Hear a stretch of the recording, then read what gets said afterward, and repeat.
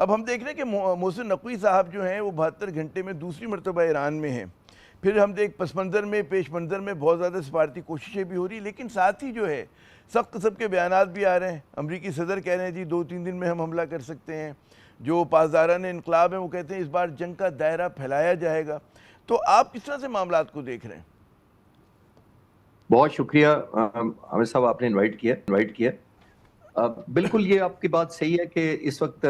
बड़ी fluid situation है। President Trump एक तरफ वो ये भी एश्योर कराना चाहते हैं कि मैं पोजीशन ऑफ वीकनेस से ये सीज फायर नहीं बढ़ा रहा, मैं अब दोस्त मुल्कों के कहने पर बढ़ा रहा हूँ। लेकिन हम सब जानते हैं कि प्रेसिडेंट ट्रंप के पास वो ऑप्शन भी लिमिटेड है। मिलिट्री की ऑप्शन जरूर है, लेकिन मिलिट्री की ऑप्शन उनको वो वॉर ट्रॉफी देने में नाकाम रही है। जो 40 दिन उन्होंने किया वो 10-20 दिन खुदा न खासा शुरू भी कर लेते हैं,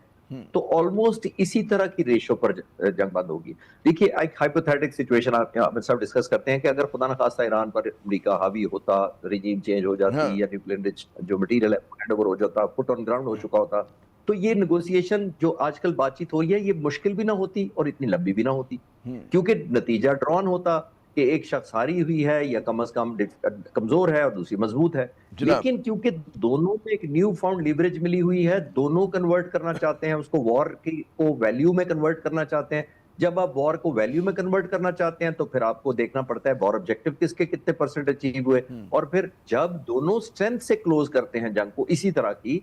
किसी एरिया में उनकी स्ट्रेंथ ज्यादा है, किसी में उनकी ज्यादा है, तो फिर दोनों लीवरेज कन्वर्ट भी करना चाहते हैं और उन पर प्रेशर बहुत होता है अपने लोगों का कि आपने कुछ ना कुछ मेजरेबल टर्म, टेंजिबल फॉर्म में एक वॉर ट्रॉफी जरूर दिखानी। अब ये ऑप्टिक्स की जंग चल रही है कि प्रेसिडेंट ट्रंप मिलिट्री इतनी माइटी होने के बावजूद, जंग शुरू भी करने के कैपेसिटी रखने के बावजूद नहीं कर पा रहे। रीजन मैंने बताया कि वॉर ट्रॉफी 10-20 दिन में नहीं आएगी, तो वो पोजीशन ऑफ स्ट्रेंथ बगैर जंग लड़े वो दुनिया को बताना चाहते हैं कि मैं अभी भी बहुत स्ट्रांग हूं, अभी भी मैं बहुत लिहाज कर रहा हूं, ताकि अच्छी बारगेनिंग लीवरेज ले सकें ईरान से। लेकिन ईरान भी कूल खेल रहा है, एक न्यू फाउंड रियलिज्म उधर भी है जिस पर दोबारा बात हम कर सकते हैं, और ईरान भी चाहता है कि मैंने रेजिलियंस दिखाई है और मुझे हाई डिग्री ऑफ एश्योरेंस मिलनी चाहिए कि प्रेसिडेंट ट्रंप ही नहीं, आने वाले सुदूर भी जब मर्जी और जहां चाहें और जिस टाइम पर चाहें हमला ना कर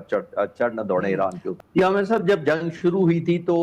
यही सवाल पूछा गया था मुख्तलिफ चैनल्स पर मुझसे और कहा गया था कि क्या वो ऑब्जेक्टिव आप लगते हैं जब जंग खत्म होगी या किस टर्म पर खत्म होगी। तो मैंने उस वक्त भी अर्ज किया था और आज भी मैं उसी पे कायम हूँ, अल्हम्दुलिल्लाह वैसे ही अनफोल्ड हुआ। मैंने कहा था कि अमेरिका ने एक मेजरेबल टर्म में जो 5-6 ऑब्जेक्टिव हैं, उस वक्त दूसरा दिन था जंग का, तो मैंने ये अर्ज किया था कि अमेरिका ने मेजरेबल टर्म में जो अपने मिलिट्री ऑब्जेक्टिव ड्रॉ किए हैं वो कंक्लूड या हासिल करके दिखाने हैं। वो जैसे मैंने पहले कहा कि आप रिजीम चेंज करें, फुट ऑन ग्राउंड करें, न्यूक्लियर एनरिचमेंट का करें, ये सारों का उन्होंने करके दिखाना था, उसको हम विक्ट्री मानते।